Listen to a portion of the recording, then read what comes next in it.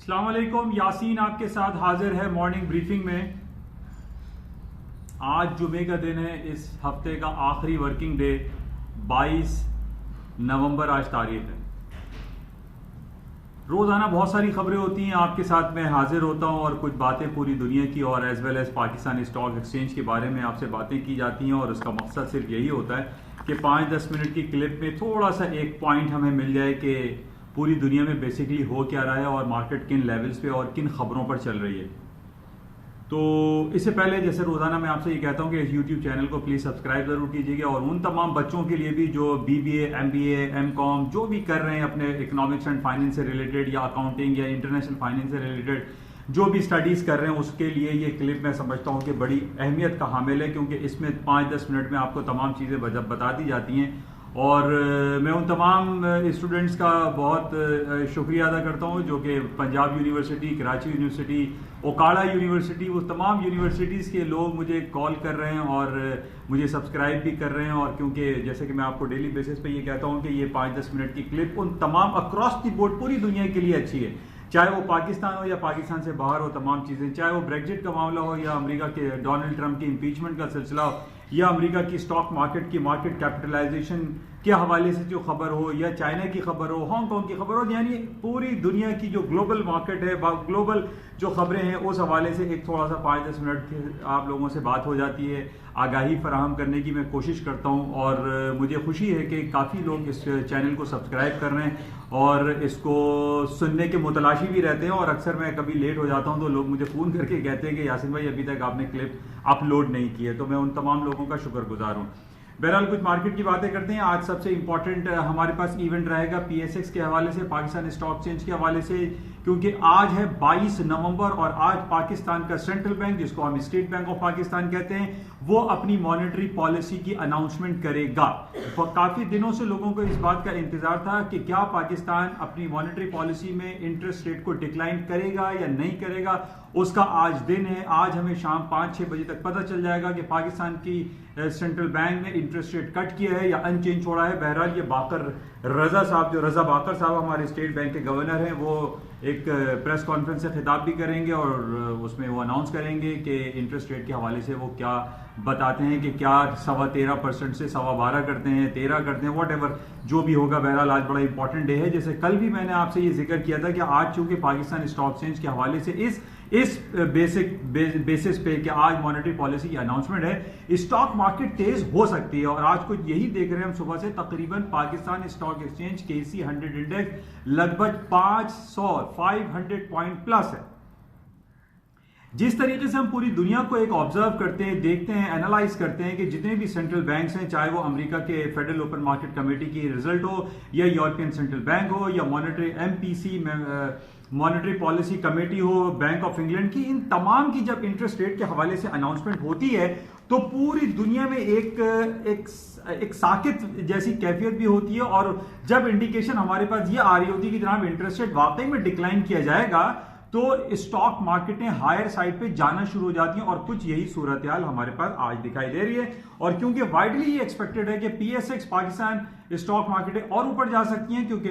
पाकिस्तान का state bank of Pakistan आज अपना interest rate might possible reduce कर दे, कट कर दे, क्योंकि हम ये पूरी दुनिया में देख रहे हैं कि इंटरेस्ट रेट कट होने के हवाले से एक लहर चली हुई है। ना सिर्फ अमेरिका में बल्कि हमने यूरोपियन सेंट्रल बैंक में भी देखा कि उन्होंने अपना इंटरेस्ट रेट 0.2 या 0.25 बेसिस पॉइंट जो है वो कट किया था पिछली मीटिंग में। और अब जो इंडिकेशंस हमारे पास आ रही हैं कि यूरोपियन सेंट्रल बैंक मजीद रेट कट करेगा, बैंक ऑफ इंग्लैंड कट करेगा, अमेरिका का सेंट्रल बैंक की जो FOMC की मीटिंग है उसमें भी इंटरेस्ट रेट कट होने की बातें चल रही थी। बहरहाल अभी 3 दिन पहले जो ट्रंप और फेडरल रिजर्व बैंक के चेयरमैन मिस्टर जेरेमी पावल बगलगीर हुए, उन्होंने मुलाकातें की। जैसे कि मैंने आपसे कहा था कि 2.5 साल में ये दूसरी मुलाकातें जो कि बड़ी इंपॉर्टेंस की अहमियत हामिल रखती थी। और अब ये हमें इंडिकेशन मिल रही है कि माइट पॉसिबल ट्रंप साहब का जो कि इन्फ्लुएंस अपना यूज कर रहे हैं, अपना प्रेसिडेंशियल पावर यूज करते हैं और वो डिक्टेट करने की कोशिश करते हैं कि जेरेमी पावल को चाहिए कि वो अमेरिका का इंटरेस्ट रेट 25 बेसिस पॉइंट मजीद कट करे। बहरहाल इसको हम देखेंगे। अच्छा, इन्हीं बेसिस पे ये जो तमाम खबरें चल रही होती हैं, इस पे अमेरिका की स्टॉक मार्केटों में तेजी आती है कि जनाब अमेरिका अपना इंटरेस्ट रेट करेगा, क्योंकि आपको तो पता है पूरी दुनिया की जो सुप्रीम पावर है या सुप्रीम आप कह लीजिए कि जो इकोनॉमी कंसिडर की जाती है वो यूएसए की है, और यूएसए के इंटरेस्ट रेट के कट होने का मतलब ये कि पूरी दुनिया में उसके असरात आते हैं और पूरी दुनिया की स्टॉक मार्केटें अपसाइड पे जाती हैं, और पूरी दुनिया में ये चल पड़ता है कि जनाब डिफरेंट सेंट्रल बैंक्स भी अपना इंटरेस्ट रेट कट करेंगे। बहरहाल आज हम देखेंगे पाकिस्तान में क्या होता है, लेकिन इस वक्त जो हमारे पास खबरें चल रही हैं उसमें यही कहा जा रहा है कि पाकिस्तान इंटरेस्ट रेट कट करेगा, और इसके अलावा अक्रॉस द बोर्ड पूरी दुनिया के हवाले से जो हम बात कर लेते हैं, बहुत ज्यादा बातें चल रही हैं खासतौर पे अमेरिका और चाइना की ट्रेड के हवाले से। अब एक नया सिलसिला शुरू हो गया है। पहले ही अमेरिका 1.5-2-3 साल से बिलियंस ऑफ डॉलर के टैक्सेस लगाने की जो बातें कर रहा है, और वो लगाता भी चला आ रहा है कि कभी 25 बेसिस पॉइंट, कभी 25%, तो कभी 10%, तो कभी 5%। डिफरेंट इंपोर्ट जो चाइना एक्सपोर्ट करता है उस पर अमेरिका टैक्सेस लगाता चला आ रहा है। इसी के रिटेलिएशन में चाइना भी यही कर रहा है कि चाइना भी जो है अमेरिका की इंपोर्ट्स पे टैक्सेस लागू करता चला आ रहा है। लेकिन अभी पिछले 1-1.5 महीने से हम ये खबरें सुन रहे हैं कि अमेरिका और चाइना आपस में जितने भी बिलियंस ऑफ डॉलर के जो उन्होंने टैक्स लगाए थे उनको रिकॉल कर रहा है, उनको रोल बैक कर रहा है, उनमें कंसेशन की बात कर रहा है, उसको खत्म करने की बातें कर रहा है, जो कि बड़ी खुश आइन बात है। लेकिन दूसरी तरफ हम ये देख रहे हैं कि ट्रंप साहब की तरफ से धमकी आमेजाना जो है रवैया अख्तियार किया जाता है, और वो चाइना को स्कोल्ड करते रहते हैं, डांटते रहते हैं, जी जिनपिंग को बुरा भला कहते हैं कि जनाब ये इन्होंने जो है वो टैक्सेस लगा रखे हैं, तो ये किया हुआ है, तो वो किया हुआ है। बहरहाल ये हम ये देखते हैं कि काफी एक टसल चल रही है अमेरिका और चाइना के दरमियान। हालांकि जबकि हम ये भी देखते हैं कि 80-90% जो चाइना की एक्सपोर्ट है उसको लेने वाला सिर्फ और सिर्फ अमेरिका है। तो अमेरिका 100% या 80-90% यरगमाल बना हुआ है। जब तक वो चाइना की चीजें नहीं खरीदेगा उसका सर्वाइवल मुमकिन नहीं। लेकिन अब एक नया पेंडोरा बॉक्स खुलता हुआ दिखाई दे रहा है, और वो है अमेरिका और चाइना के दरमियान मैटर है हांगकांग। पिछले दिनों तकरीबन 6 महीने से हम देख रहे हैं कि हांगकांग में बहुत ज्यादा सूरत हाल गंभीर है, नागुफ्ताबा है, केओस है, एनार्की है, बहुत टेंस हालात में वहां के लोग जिंदगी गुजार रहे हैं। वहां पे जो टूरिज्म डिपार्टमेंट था वो बहुत ज्यादा मुतासिर हुआ है, लोगों ने हांगकांग जाना छोड़ दिया है, लोग हांगकांग की एक्सपोर्ट इंपोर्ट में उनको बहुत ज्यादा नुकसान उठाना पड़ रहा है। अब यहां पर एक कॉन्स्पिरेसी थ्योरी एग्जिस्ट करती हुई दिखाई दे रही है, और उसमें यह कहा जा रहा है, डिफरेंट एनालिस्ट जो डिफरेंट रिपोर्ट्स आती हैं उसमें वो ये कह रहे हैं कि हांगकांग के अगर हालात खराब है तो इसके पीछे किसी का हाथ है, कोई कॉन्स्पिरेसी थ्योरी काम कर रही है, और वो है अमेरिका। यूएसए, अमेरिका या डोनाल्ड ट्रंप पीछे कोई काम कर रहे हैं, और वहां प्रोटेस्ट जो हो रहा है हांगकांग में पिछले 6-7 महीनों से, उसमें यही कहा जा रहा है कि इस प्रोटेस्ट में अमेरिका का कहीं ना कहीं अमल दखल मौजूद है। अब उस अमल दखल की जो बात है उसमें कल हमने ये देखा कि कांग्रेस ने एक बिल पास कर दिया है। कांग्रेस ने एक बहुत अजीब और गरीब और खतरनाक किस्म का, इन लॉन्ग रन में मुझे लगता है, उसने ये बिल पास कर दिया है जिसके ऊपर दस्तखत करना बाकी है ट्रंप साहब के। और वो बिल ये है कि हांगकांग में जो प्रोटेस्टर्स हैं उनको बाकायदा लीगली ऑफिशियली अमेरिका सपोर्ट करेगा। ये बड़ा नेगेटिव है, इसको आप हल्का ना लें। अब जैसे मैं आपसे काफी दिनों से कह रहा हूं ना कि अमेरिका और चाइना के दरमियान जो तजारती तलखियां चल रही हैं, हमें कोई बैड न्यूज चाहिए कि जनाब बैड न्यूज नहीं आ रही है, ये बैड न्यूज है। इसमें अगर अमेरिका ने बहुत ज्यादा मदाखलत शुरू कर दी हांगकांग के मैटर में, तो चाइना अमेरिका को बहुत सख्त जवाब दे सकता है इस हवाले से। क्योंकि देखें, हांगकांग जो है एक ऑटोनमस बॉडी है, लेकिन उसकी जो सिक्योरिटी कंसर्न्स है, उसका फॉरेन एक्सचेंज है, उसके 3-4 जो इंपॉर्टेंट फैक्टर हैं वो चाइना कवर करता है, चाइना उसको देखता है, चाइना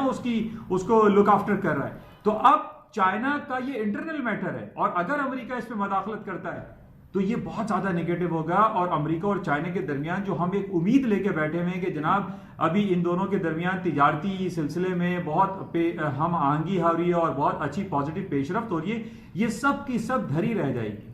तो अमेरिका की तरफ से और कांग्रेस की तरफ से ये बिल पास हो जाना और उसके ऊपर दस्तखत सिर्फ बाकी रह गए, ये बहुत ज्यादा नेगेटिव हो सकता है मार्केट के लिए और अमेरिका की और पूरी दुनिया की स्टॉक मार्केट में वो तमाम लोग जो सेलिंग में बैठे हुए हैं और वो इस उम्मीद पे हैं कि अब और तब मार्केट गिरेगी। तो ये वो खबर है जिस बेसिस पे मार्केटें डाउनफॉल हो सकती हैं। बहरहाल इसको मजीद हम देखेंगे कि क्या होता है। अच्छा, इसके साथ ही कुछ हम बात कर लेते हैं अमेरिका के जो इम्पीचमेंट के हवाले से बहुत ज़्यादा बातें चल रही हैं और बहुत सारे लोगों को वहाँ ग्रिल किया गया है, यानी यूरोपियन यूनियन के जो डिप्लोमेट हैं उनको ग्रिल किया कांग्रेस ने, यूक्रेन के डिप्लोमेट को किया। अब बहुत सारे जो रिप्रेजेंटेटिव थे पूरी दुनिया में मुख्तलिफ जगहों पे जिनको ट्रंप साहब ने अपॉइंट किया था उनको बुलाया जा रहा है, उनको ग्रिल किया जा रहा है, उनसे पूछा जा रहा है कि जनाब आपने ये काम किया तो क्यों किया और किसके कहने पे किया, क्या उसमें डोनाल्ड ट्रंप की इन्वॉल्वमेंट शामिल थी या नहीं थी। कुछ खबरें हमारे पास जो इम्पीचमेंट और हियरिंग और टेस्टिमनी जो चल रही है उसमें ये वाज़ेह होता चला जा रहा है कि ट्रंप साहब ने अपना इन्फ्लुएंस यूज किया है। हालांकि वो उस लॉ के अंडर में नहीं आते, लेकिन वो अपने प्रेसिडेंशियल इन्फ्लुएंस को यूज करते हुए लोगों को डिक्टेट करते हुए दिखाई दिए, जिसकी वजह से डेमोक्रेट ने इतना ज्यादा वावेला किया और उस वावेला में काफी पॉजिटिविटी दिखाई दे रही है। और ये बात वाज़ेह होती चली जा रही है कि ट्रंप साहब कहीं ना कहीं अपनी इन्वॉल्वमेंट वो इन्वॉल्व थे और जो डेमोक्रेट के जो मेन स्ट्रीमलाइन कंटेंडर हैं जो इलेक्शन 2020 में मद्दे मुकाबिल होंगे ट्रंप के, मिस्टर जो बाइडेन के खिलाफ उन्होंने कोशिश की ताकि जो बाइडेन साहब को नाअहल करार दे दिया जाए और वो 2020 के इंतखाबात में हिस्सा ना ले सके और जनाब ट्रंप साहब की ट्रेन जो है ना स्ट्रेट लाइन में चलती चली जाए और ट्रंप साहब अगले 4 महीनों के लिए सदारती कुर्सी पर बराजमा रहे। तो बहरहाल अब ये इम्पीचमेंट का सिलसिला तकरीबन खत्म होने वाला है और अब इम्पीचमेंट जो आखिरी इम्पीचमेंट होनी है वो ट्रंप साहब की होनी है। वो कब होगी उसकी डेट अनाउंस नहीं हुई और उस हवाले से अभी सिलसिला अभी चल रहा है। तो बहरहाल ये एक नेगेटिव खबरें तो हैं, लेकिन इसका नेगेटिव इंपैक्ट मैं फिर आपसे ये कहूंगा कि अमेरिका की मार्केटों पे नहीं पड़ रहा है। अमेरिका की मार्केटों पे इंपीचमेंट का नेगेटिविटी नहीं है, बल्कि अगर नेगेटिविटी कोई हो सकती है अमेरिका की स्टॉक मार्केट में तो वो है इस बिल पे साइन होना जो कि अमेरिका की कांग्रेस ने हांगकांग के प्रोटेस्टर्स के फेवर में एक बिल पास कर दिया है, जो लेजिस्लेशन बना लिया है और उस पर ट्रंप साहब दस्तखत करेंगे। अब देखना है कि आज या कल कब दस्तखत होते हैं। बहरहाल एक नेगेटिव खबर हमारे पास अमेरिका के यूएस गवर्नमेंट शटडाउन की खबर भी चल रही है कि उनके जो डिफरेंट हॉस्पिटल हैं और गवर्नमेंट की जो सर्विसेज हैं वो शटडाउन हो सकती हैं, क्योंकि अमेरिका की गवर्नमेंट या ट्रंप एडमिनिस्ट्रेशन बहुत सारी गवर्नमेंट इदारों को फंडिंग नहीं कर रही है, जिसकी वजह से यूएस गवर्नमेंट शटडाउन पॉसिबल है। बहरहाल उसको मजीद देखेंगे। अच्छा, इसके साथ ही जो बात कर लेते हैं ब्रेग्जिट के हवाले से, कल बड़ा रेडिकल एक मैनिफेस्टो शो किया है लेबर पार्टी ने। अपने 12 दिसंबर को जो इनका इलेक्शन हो रहा है उन्होंने बड़ा रेडिकल का वर्ड इस्तेमाल हो रहा है, बहुत सख्त उन्होंने अपना मैनिफेस्टो इशू किया है, शाया किया है और उसमें सबसे इंपॉर्टेंट जो फैक्टर दिखाई दे रहा है उसमें ये कह रहे हैं मिस्टर जेरमी कॉब्राइन जो वहां के लेबर पार्टी के हेड हैं, उन्होंने कहा है कि 31 जनवरी को जो ब्रेग्जिट होना है इसको भी खत्म कराने की वो कोशिश करेंगे और उसमें जरूरी है कि वो एक रेफरेंडम कॉल दोबारा दे सकते हैं। एक रेफरेंडम तो 23 जून 2016 में हो चुका है कि जिसमें 51.8% लोगों ने ये कहा था कि वो यूरोपियन यूनियन से अलहदगी चाहते हैं, लेकिन लोग वहां पर अब इरादा रखते नहीं है, वो लोग नहीं चाहते कि वो यूरोपियन यूनियन से अलहदगी इख्तियार करें। तो इस सवाल पे जेरमी कॉर्बाइन जो है वो एक और मजीद रेफरेंडम करने की बातें कर रहे हैं, जो कंजर्वेटिव पार्टी है वो उसको बहुत ज्यादा नेगेटिविटी में ले रही है। बहरहाल इसको मजीद देखेंगे और इसी वजह से मैं आपसे ये कह रहा हूं कि स्टर्लिंग हो गया, यूरो हो गया, Swiss franc, Japanese yen, currency market में पिछले 4-6 महीने से मार्केट में मूव नहीं है। मार्केट 100-150 पॉइंट के अंदर घूम रही है और मार्केट में जो वॉल्यूम है, जो पोटेंशियल है, जो एनर्जी है वो दिखाई नहीं देता हमें करेंसी मार्केट में, सिवाय हम गोल्ड, सिल्वर, क्रूड ऑयल और स्टॉक्स में देख रहे हैं कि काम हो रहा है, लेकिन करेंसी मार्केट में काम ना होने के बराबर है। बहरहाल वैसे भी हमने ये देखा है कि नवंबर का महीना जो कि काफी रिलीजियस महीना होता है, जो क्रिसमस हॉलीडेज के हवाले से काफी इंपॉर्टेंस रखता है, बहुत सारी छुट्टियां आती हैं। आज वीकली क्लोजिंग है, फ्राइडे है, अगला हफ्ता हमारे पास कुछ क्लोजिंग वाला रहेगा, बंद जैसा माहौल रहेगा, क्योंकि थैंक्स गिविंग डे हॉलीडे आ रहा है जिसको हम ब्लेस्ड फ्राइडे या ब्लैक फ्राइडे कहते हैं, वो भी अगले हफ्ते आ रहा है। उसके बाद साइबर मंडे आ रहा है, तो लोग छुट्टी के माहौल में रहते हैं। नवंबर और दिसंबर में लोग जो है ना लॉन्ग वीकेंड, लॉन्ग छुट्टियां, लॉन्ग हॉलीडेज में चले जाते हैं। इस वजह से भी हो सकता है कि मार्केट में वॉल्यूम कम हो, खासतौर पर करेंसी मार्केट में, क्योंकि स्टर्लिंग और यूरो में आप देख लीजिए मार्केट क्या है, वो सब आपको अंदाजा होगा। अच्छा, इसके अलावा जो हमारे पास खबर कल बड़ी इंपॉर्टेंट, अच्छा पहले हम गोल्ड की बात कर लेते हैं। गोल्ड का लेवल जो मैंने आपको 1480 और 1440 का दिया हुआ है, मार्केट उसी के दरमियान में स्टक है। 1449 का परसों इसने हाई किया था, वहां से मार्केट दोबारा नीचे आ गई, अब 1465 1462 तक आई, 1440 1480 का लेवल को आप याद रखें, इसी के दरमियान मार्केट घूम रही है। और बाकी जो जियो पॉलिटिकल सिचुएशन जो अरब वर्ल्ड में है वो आपके सामने है। सीरिया में रोजाना 20-25 लोगों की कत्लेआम हो रहा है, हालात खराब हैं। सीरिया, लेबनान, फिर ये यमन में फिर भी कुछ सुकून दिखाई हमें आजकल दे रहा है, लेकिन अरब वर्ल्ड में फिर मसले हैं। ईरान के हवाले से भी फिर कल यूनाइटेड नेशन की जो न्यूक्लियर बॉडी है उसने ईरान से ये सवाल कर दिया कि आपके पास यूरेनियम कितने मिकदार में मौजूद है, अनडिक्लेयर्ड यूरेनियम आपके पास कितना है। अब एक ये नया सिलसिला है कि जनाब वो यूरेनियम के हवाले से ईरान और यूनाइटेड नेशन और यूएसए में फिर वो फड्डेबाजियां, तो हालात तो खराब हैं। बहरहाल अंटिल अनलेस ये 1440 के ऊपर रहता है या 1480 के ऊपर मार्केट क्लोज होती है, आज वीकली क्लोजिंग है, हमें बड़ा बगौर देखना पड़ेगा। अगर 1480 के ऊपर गोल्ड गया तो मार्केट में बाइंग आ जाएगी, मार्केट ऊपर की तरफ है, गोल्ड को बाय करना चाहिए। अच्छा, इसके साथ ही हम ओपेक की बात कर लेते हैं। OPEC and non OPEC countries जो हैं उन्होंने ये जिक्र किया है, ये इजहार किया है, ये इंडिकेशन दिए कि जनाब वो कट की पॉलिसी को एक्सटेंशन मेंटेन रखेंगे,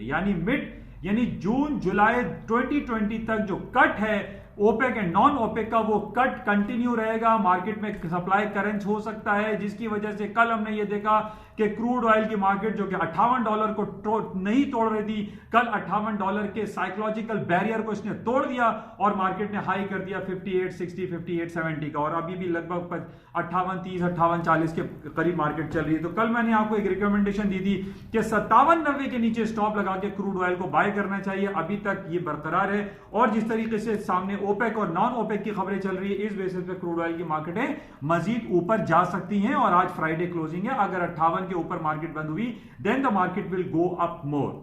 अच्छा, ये तमाम खबरें हैं। इसके साथ ही क्रूड ऑयल